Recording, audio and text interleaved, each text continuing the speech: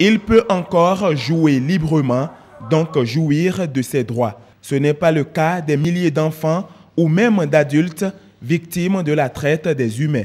Heureusement, le projet de lutte contre ce fléau a vu le jour pour redonner du sourire à tous.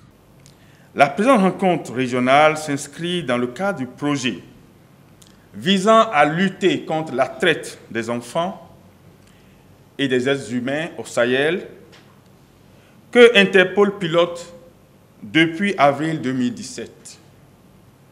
Elle vise fondamentalement le partage des résultats de ce projet avec les autres pays de la sous-région et à permettre aux différents acteurs intervenant dans ce domaine de criminalité d'échanger sur leurs expériences et bonnes pratiques pour une lutte efficace contre ce phénomène.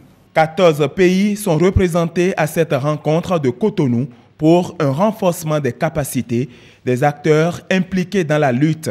Pour les quelques mois d'activité de ce projet soutenu par l'Allemagne, les fruits ont tenu la promesse des fleurs.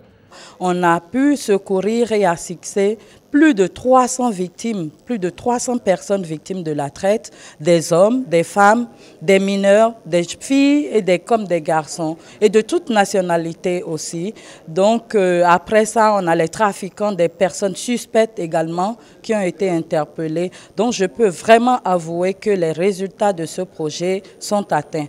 Et nous espérons que les pays vont poursuivre ce travail, même sans Interpol, ils pourront mener ces activités pour maintenir le cap à lutter et à dissuader les potentiels trafiquants. Nous sommes convaincus que l'approche choisie par Interpol assurera le succès de nos efforts communs au service des hommes, surtout des plus vulnérables. La mendicité, le travail, la prostitution forcée et l'esclavage sont quelques exemples de la traite des humains qui reste un crime puni par la loi.